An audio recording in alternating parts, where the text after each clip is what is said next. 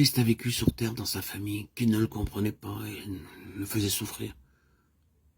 Parmi les gens qui l'ont bafoué, tourné en ridicule, attaqué et qui, finalement, l'ont crucifié. Ce que je voudrais souligner ici, c'est que nous n'avons pas à vivre cette vie par nous-mêmes, mais que Christ peut et veut la vivre en nous.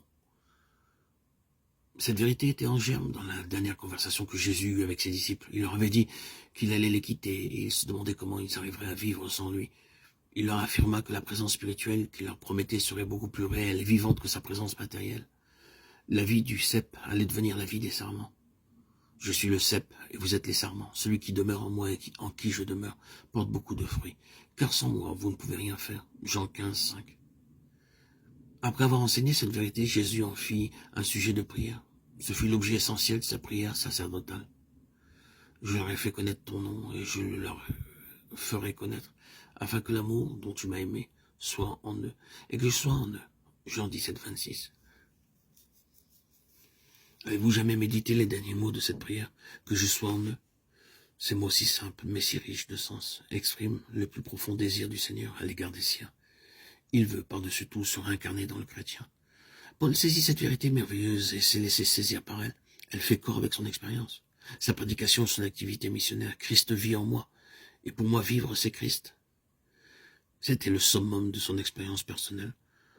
Pour Paul, il n'y avait rien au-delà. C'était la vie à son niveau le plus élevé. Christ en vous était le centre de son message pour les églises. Cette note domine dans toutes ses prédications et dans tout son enseignement. Dieu a voulu faire connaître quelle est la glorieuse richesse de ce mystère parmi les païens, savoir Christ en vous, l'espérance de la gloire. Colossiens 1, 27. Christ en vous. Ces mots exprimaient l'ambition ardente de Paul dans son activité missionnaire. Il n'avait qu'un objectif, quel que fût son travail, que Christ fût formé en chaque croyant. Mes petits-enfants, pour qui j'éprouve de nouveau les douleurs de l'enfantement jusqu'à ce que Christ soit formé en vous. Galates 4, 19. Pour le chrétien, Christ est le centre. Christ est la circonférence et Christ est tout l'entre-deux. Suivant la parole de Paul, Christ est tout et en tous. Christ est la vie de notre vie.